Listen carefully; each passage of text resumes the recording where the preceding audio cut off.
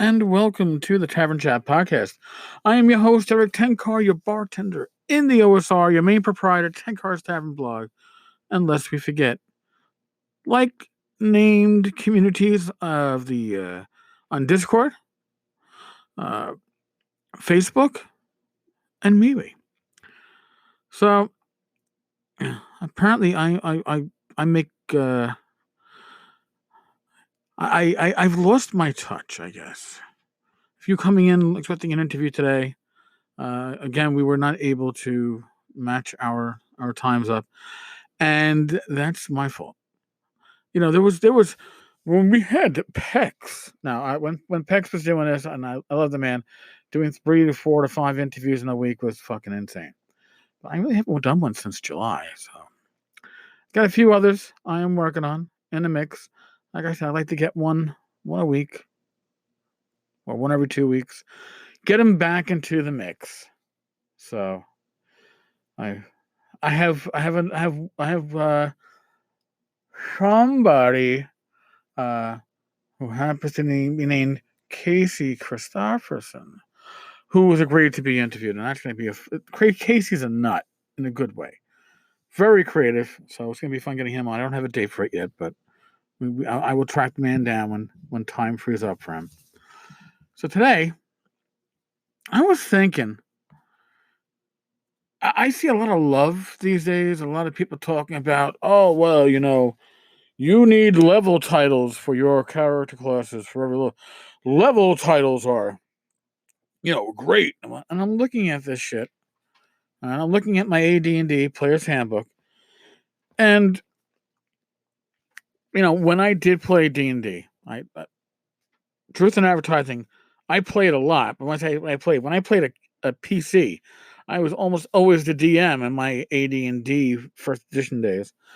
When I played AD&D, a lot of times I like to take a fighter class. Well, fighter, ranger, paladin. But I remember hitting 4th level, looking at the book and going, "Oh wow, I'm a hero now." Okay, but at 1st level, you were a fucking veteran. Now, a veteran is somebody who has done something already, right? They have participated in campaigns, wars, whatever. If you're assuming a soldier. So a 1st level fighter is a veteran. I guess you're saying they came up from the men at arms, right? But we never actually had that spelled out. There was no progression to go from like a 0 level men at arms until we had the Cavalier class. So just throwing it out there. But I'm looking at the level titles for fighter, veteran, warrior, swordsman, hero. Like I said, at 4th level, swashbuckler. There's not a common theme, or whatever it is. We're losing a common theme. How do you go from being a fucking hero to a swashbuckler? Now, a hero is like a hero, right? And a swashbuckler is like a knave. He's not necessarily the hero. He might be a hero, but yeah. Myrmidon. I still not quite fucking sure what a myrmidon is, but I should probably look it up later on the interwebs. Champion, okay. Superhero. That was level 8. You always wanted to be a superhero, right? Lord. Now, Lord is where you got your castle, your keep. You got your troops, and you protected this area from monsters. That was the whole point to becoming name level, right? So what about clerics? Clerics have some wacky names too, right? Sure they do. Acolyte, adept, priest. Now once you hit priest, right, you think that you've hit it. Like, my cleric is a priest. Well, you're 3rd level. You don't actually become a high priest until 9th level. So druids are easier because after you're an aspirant, I aspire to be a druid, and then you're an ovate. You're an initiate of different circles for the next 10 levels before you become a druid at 12th. Why are people attached to these? I can understand. You know what? When you reach name level. That's how we used to call it. You know, once you reach that final name level, your character. Oh, now I'm powerful. I'm of name level. I'm a fighter lord. I'm a ranger knight or a ranger lord. My paladin's level title is paladin when he hits 9th level. My magic user doesn't become a wizard until 11th level. He's a prestigiator to start out.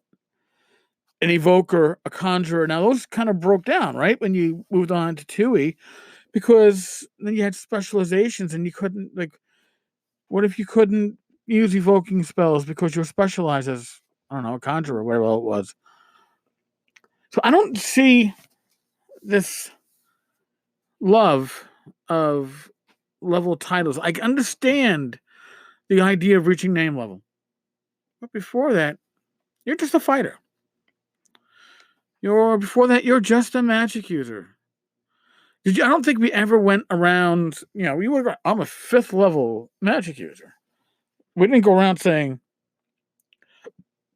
I'm going to fucking pronounce this wrong. Thaumaturist. Just.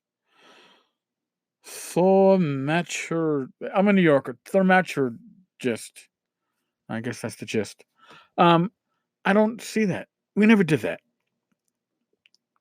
So the level titles are interesting, but I really do think that they are archaic. And I see people going, well, I want an OSR game that brings back level titles. Well, guess what?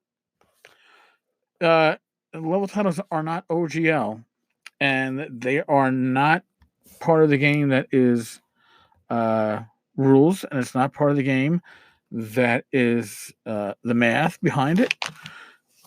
This is like, dare I call it, fluff to the game. And I don't think you could take those level titles in order and put them into your OGL game, your OSR game, and be within the legal rules. Now, you might not get in trouble for it. I don't think Wizards of the Coast is not the TSR of the early days of the internet, where God forbid you put something up on the net as a fan book, free to download, and just so you all remember, this was back when the internet wasn't like AOL was the closest thing to an easy to use internet, and you could find this stuff. And then Wizards started, takedown notices and shit. I'm not saying it was good shit either that the people were putting out. Some of it was just hacked. I do think that to go off tangent, I do think that most, or at least much of the work that is done by third-party publishers and independent publishers and self-publishers is better thought out than the stuff that was coming out in the early days of the internet where people just wanted to get their house rules out there, right? You still need some kind of balance or consistency or continuity between what you're offering and what the source material is. As I put down my worn player's handbook. Well, there's my ramblings for the night. As a side note, it was a day today where you were almost guaranteed that a New York team would win a game. Although actually there's a chance it was going to be tied. But at least one New York team would not lose. Because the Jets were playing the Giants, and the Jets won. And I follow both teams, but I'm mostly a Jets fan, so I was happy with the outcome. They both suck this year.